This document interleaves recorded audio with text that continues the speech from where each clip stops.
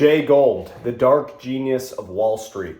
Guys, after reading this book, I realized why people like John Rockefeller and Cornelius Vanderbilt called him the smartest man alive. I want to do a breakdown of the entire book for you. Actually, I'm going to skip the very beginning, his early life. I've already made another video on him talking about his early life. And in this book, I just want to cover kind of the last 2/3 roughly of the book. So we're going to skip right to chapter 11. Let's just get right into it, guys.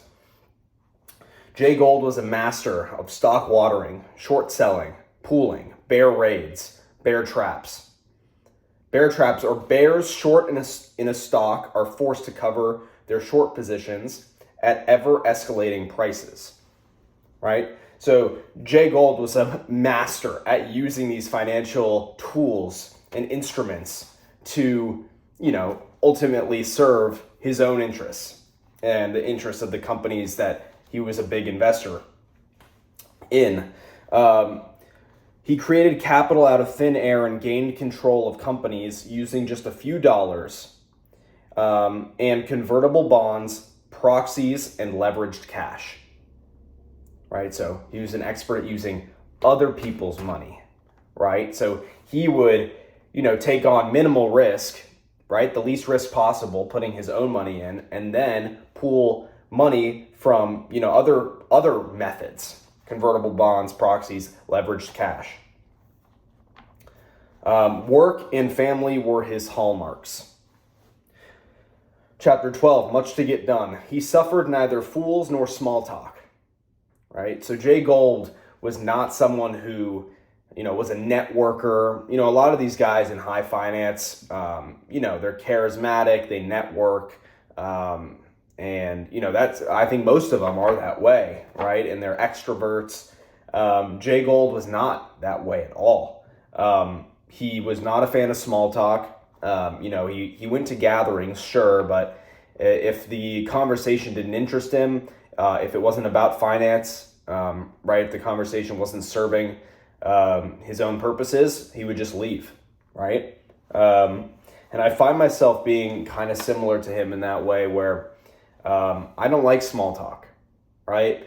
When I'm engaged in small talk, talking about things that aren't important, I feel like I'm wasting time, and I start to get anxious. And I think that's something I share with Jay Gould, that trait at least. He did not tolerate lengthy, meaningless conversations. Yeah, exactly. The best schools only rarely produce the best men. So good. Everyone is kind of brainwashed in this society to think that you go to school, right, and that's how you get to the top, right? If you don't go to school, then that's bad. That's a bad thing. So I liked that one from Jay Gould, knowing that you don't need to go to school, right? Even in finance, even to be at the top in finance, you don't necessarily need to go to school, right? If you're self-taught and you have the motivation, ambition to do it yourself, why not? Why not do that? The school of the street teaches the most important lessons. Chapter 13, the Erie in chains. So Daniel Drew was someone who worked closely with Jay Gould. And it's talking about here how he dumped Erie stock, right, the Erie Railroad, and drove down the price in one market while shorting the same stock in another exchange. Then he'd buy back some of the shares on the cheap. Right? This is how these guys manipulated the market, right? I mean, it's not like these guys are serving the best interests of the public or providing much value when you're doing this. They're just trying to maximize their own profits. Vanderbilt and Drew never made any pretense of being gentlemen. It's talking about Cornelius Vanderbilt. Vanderbilt had more employees than anyone in the U.S. Here was Vanderbilt's strategy in railroading. Buy a road, install honest management, improve its operation, consolidate the other roads, water stock, and still make it pay dividends. Chapter 14, Blue Fire. And this is talking about Jim Fisk now, who was Jay Gould's partner for a while. They were like a duo, dynamic duo. Jay Gould was kind of the shy, introverted guy. Fisk was the one who was out there networking, really like that, how I was talking about earlier, very extroverted, charismatic. Fisk never saw a stock he would not water, a fool he wouldn't rob, or a hungry vagabond he wouldn't feed. Fisk administered outright bribes in return for government contracts. Fisk and Gould had inexhaustible capacity for work and were unusually intelligent. Chapter 15, The Abused Machinery of the Law. Daniel Drew converted bonds, dumped stocks, and shorted. That was his strategy. And then, there wasn't much else from chapter 15 I wanted to talk about. And then chapter 16, An Almighty Robbery. In this chapter, Jay Gould takes control of the Erie, and it's not in great shape. There's, $9 million in new debt, $21 million in outstanding stock. So Fisk managed the press better than Gould. That was something that, made the partnership so good, right? When things were going wrong, right? When they were facing scrutiny, Fisk would go out there, talk to people. And Gould would kind of sit, behind the sidelines and just let Fisk do everything on that front. Daniel Drew could be counted on to do whatever most benefited Drew. Gould and Vanderbilt bribed officials for favorable legislation. And then at the end of this, they ended up settling with Vanderbilt over this whole debacle with the Erie and paid him for his stock. Chapter 17, Scoundrels. Gould brought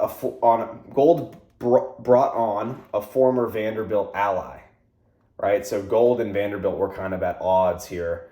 And that's, they ultimately ended up settling with him. And then Gould's like, all right, I want to bring on someone from Vanderbilt's side because, Vanderbilt had a lot of intelligent people on his side as well.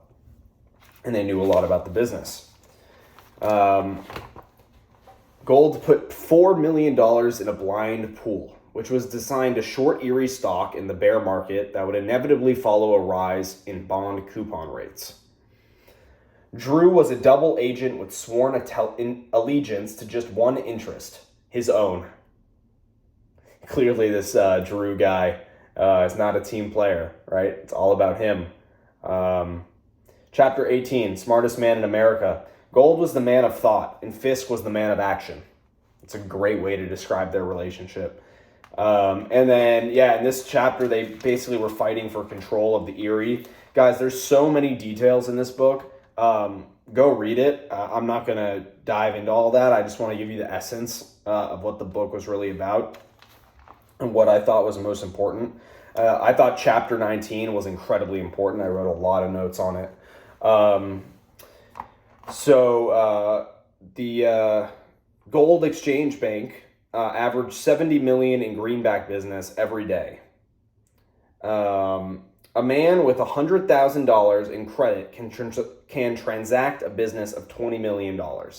That's what Gould thought, right? That's what he said. And it's true. He's like, with $100,000 in credit, you can transact, a much larger business. If one could control or have advanced knowledge of the Treasury's movement with regard to gold, one would be in a position to corner the market, reaping a massive return in the process. And this is, what Jay Gould did. He cornered the gold market, and it's something that he's super famous for. Merchants paid a premium to borrow gold and sold it for the greenbacks needed to make their purchases.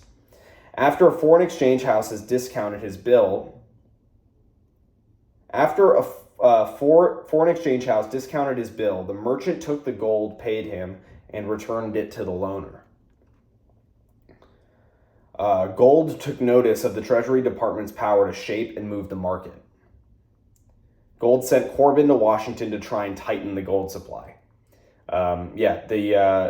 Wall Street and the government were totally intermingled, and they still are in many ways. There's so many,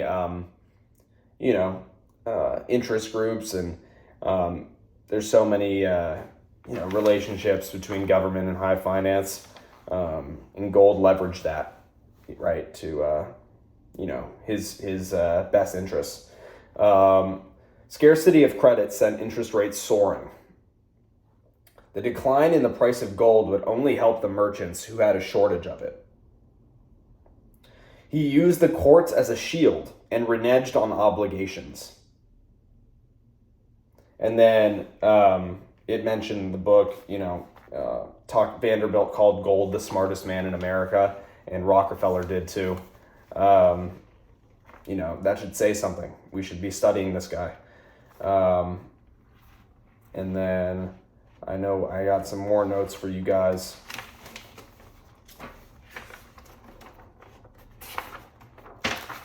Yeah, chapter 20, Mephistopheles. Here they kind of get into, all the scrutiny toward Gould and what people thought of him. He was the most cold-blooded corruptionist, spoliator, and financial pirate of his time. His touch is death. He used lawyers as injunctions to prevent the payment of honest debts. To him, a higher standard of virtue would always be applied. His cold, heartless villainy stands alone. Chapter 21, Special Stinkpot. He secured from the New York legislature a classification act that staggered the election of Erie directors over a 5-year period. And he did this because he was able to keep him in the role for 5 years. Right? Again, influencing legislation for his own ends.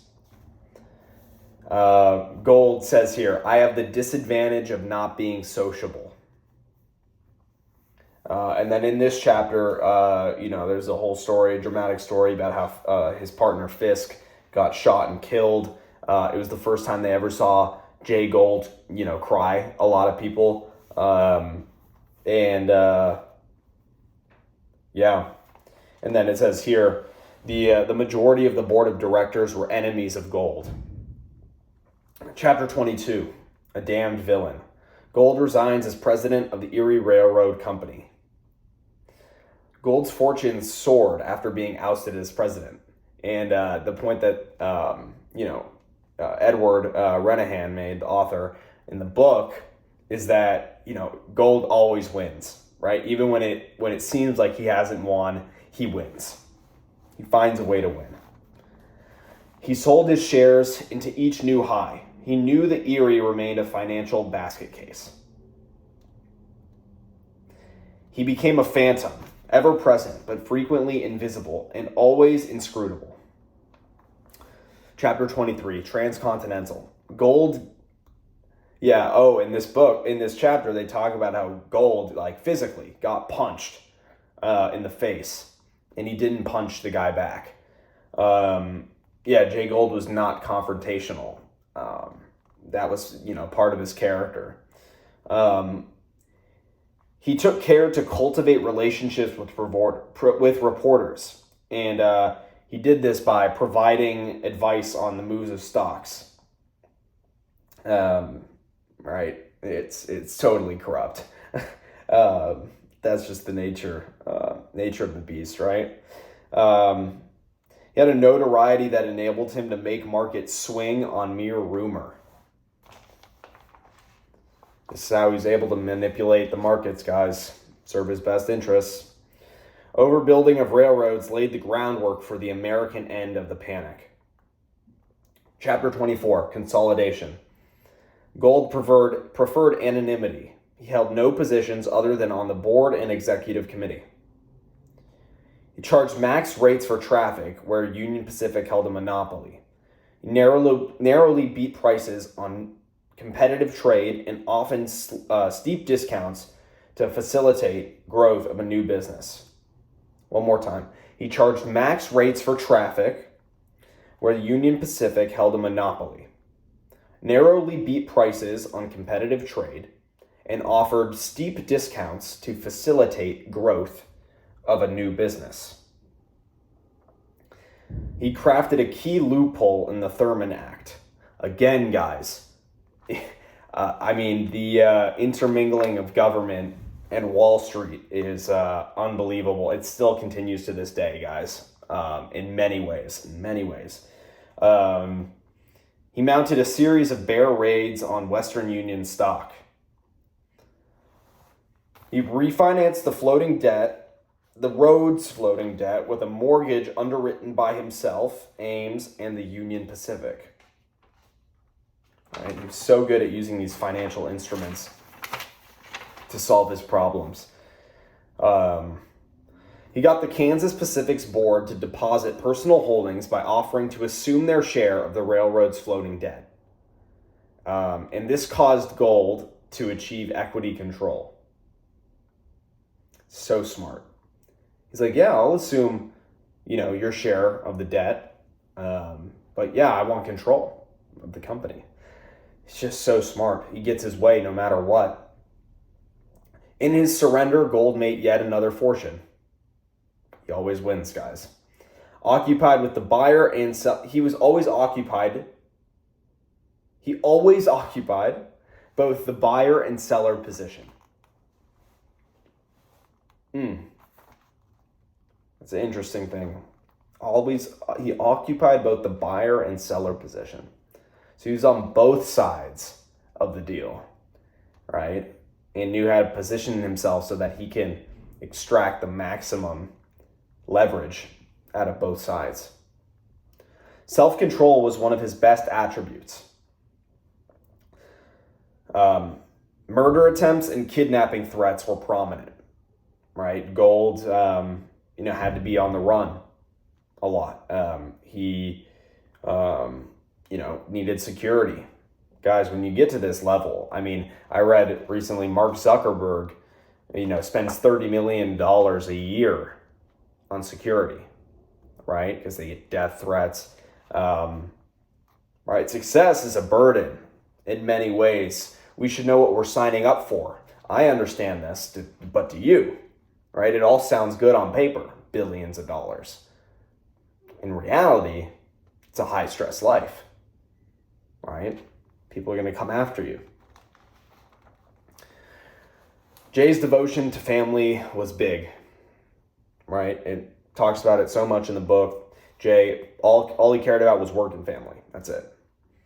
Chapter 26, Wires and L's. He forced a pool with 3 other companies, each agreeing to uniform rates and division of earnings. Gould's favorite kind of opportunity was a wounded property of vast potential waiting to be absorbed at a bargain rate.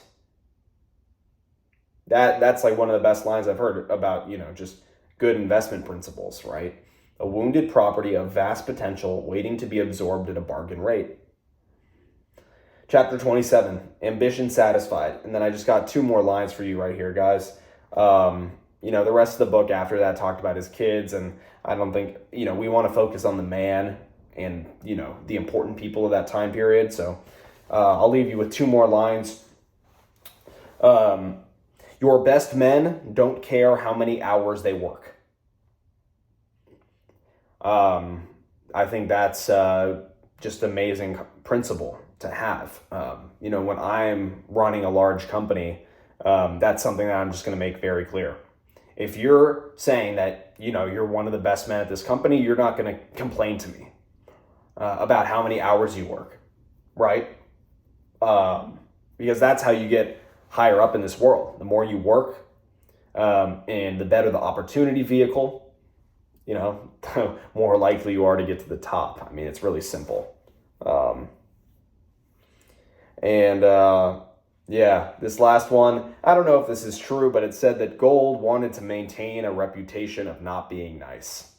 When he started doing all this philanthropy, giving back, people, just said that, oh, he's just doing that. Just like Rockefeller, they would say that, oh, they're just doing that right, to look virtuous, but they're vultures and they're ruthless businessmen. Yeah, maybe that's true, but that's why Gould wanted to just not publicize any of his any of his giving back to various causes, because every time he did, they just trashed him for it. So yeah, guys, this is Jay Gould, The Dark Genius of Wall Street. Great book. I would highly recommend reading it. He's an incredibly smart man. There's a reason why Vanderbilt and Rockefeller said so. So, guys, I hope you enjoyed the book, the review, and go get it. Go get it to get all the most you can out of it. Maybe you'll find something that I missed, something that is valuable to you in your life, on your pursuit to success. I'll talk to you guys soon. This is Blaze of Cyan signing off. See you soon.